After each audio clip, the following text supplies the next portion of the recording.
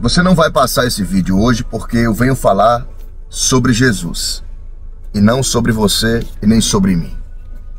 Eu tenho uma mensagem aqui que Deus colocou em meu coração e eu vou entregá-la em poucos minutos. E eu tenho certeza que essa mensagem vai falar com você e vai mudar o seu pensamento sobre algumas coisas e alguns lugares. Vamos direto para o texto? Marcos capítulo 8, versículo 22 e versículo 26 são os textos que eu vou usar como base, ó. Marcos capítulo 8, versículo 22 e versículo 26. Olha o que está escrito aqui na minha Bíblia. Diz assim: E chegou a Betsaida, e trouxeram-lhe um cego, e rogaram-lhe que o tocasse. No versículo 26 agora. E mandou-o para sua casa, e disse a ele: Nem entre na aldeia, nem o digas a ninguém na aldeia. Preste atenção nisso aqui. Jesus, ele promove a cura de um cego. Depois você lê esse texto. Marcos capítulo 8, versículo 22 ao 26. Eu resumi aqui os textos. E quando Jesus ele promove a cura, quando Jesus entrega o que é necessário para aquele homem, ele dá uma advertência para que ele não volte para o mesmo lugar. Jesus diz para ele: não entra na aldeia e não conta para ninguém que está lá. Eu quero que você reflita nesse momento. Por que é que Jesus disse para eles não entrarem na aldeia? Ou melhor dizendo, para que aquele homem não voltasse para a aldeia. O que é que tinha naquela aldeia que poderia trazer tantos malefícios para aquele homem? O que é que tinha de tão preocupante que aquele homem não poderia contar sobre a sua vitória, não poderia contar sobre a sua bênção, não poderia contar o que Jesus fez na vida dele? O que é que tinha de tão importante naquela aldeia que não deveria ser mostrado para aqueles que estavam lá? Querido, alguns lugares, algumas pessoas, elas não vão ter a necessidade de saber o que você está vivenciando. Jesus, ele foi muito direto. Betsaida é uma, eu vou dizer assim, uma região, nesse tempo aqui, nessa época, onde a maioria das pessoas que moravam lá tinham condições financeiras. E há quem diga a nível histórico que Betsaida era um lugar de pessoas soberbas. Aí Jesus disse para ele: não volta, não entra e não conta. Possivelmente, se aquele cego voltasse para aquele lugar e contasse sobre a sua cura, talvez ele voltasse a ficar doente, mas não mais da cegueira. Porque às vezes, o lugar que está à nossa volta, ele promove uma piora ainda maior. Isso aqui é muito forte, tá? Isso aqui é muito forte. Existem situações que Jesus vai fazer na nossa vida e ele próprio vai dizer: olha, esse lugar não é mais para você. Esse ambiente não lhe serve mais. Essa amizade aqui, ela não serve mais para você. É uma coisa muito complexa e dura, mas às vezes Deus diz assim: isso aqui nem é mais para você. Verifica a tua lista de contatos. Analisa quem está contigo. Veja quem é que realmente soma. Quem deve sair, quem deve ficar. Talvez você não tenha percebido, mas ultimamente Deus tem dado sinais para você. Sinais de pessoas que devem sair da sua vida com urgência, ou melhor dizendo, elas não devem sair, você quem deve tirá-las.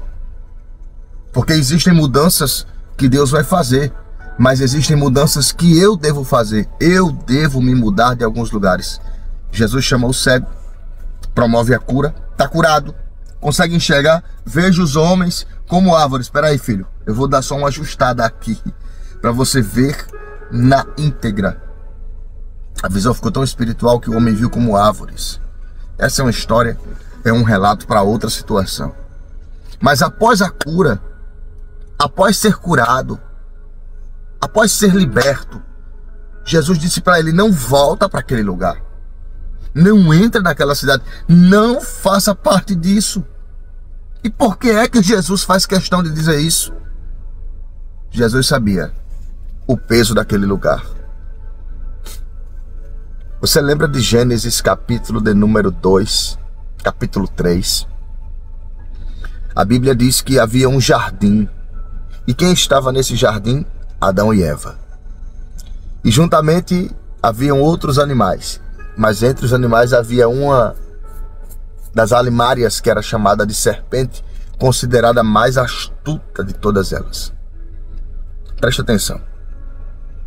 A serpente se aproxima de Eva, conversa com Eva e faz com que Eva faça o que ela pediu. Tá vendo que o lugar é bom? O Éden era maravilhoso, o jardim era belo, mas às vezes o que está à nossa volta prejudica. A serpente conseguiu prejudicar Eva. Jesus disse: não volta para a cidade, não conta para os que estão lá. Às vezes o lugar é até agradável, mas quem está nesse lugar é complicado. Às vezes é favorável estar onde você está, o lugar é gostoso, o ambiente é maravilhoso, o clima é legal, a área de trabalho, o ambiente profissional, mas quem está nesse ambiente contamina, prejudica. E às vezes você precisa aprender que temos que evitar certos lugares. Alguns lugares não são mais para você. Algumas coisas que Deus fez na sua vida, transformou, levantou, limpou, cuidou, não serve mais para a sua história. Não é mais viável para você. Olha, eu vou ler isso aqui de novo. Marcos 8, 26. E mandou-o para sua casa, dizendo: nem entres na aldeia, nem o digas a ninguém da aldeia. Roberto, e como é que o cego entra na aldeia sem ir para casa, ou melhor dizendo, vai para casa sem entrar na aldeia? Jesus estava dizendo para ele: mude de lugar. Aquele lugar não é mais o seu. Evite aquele caminho.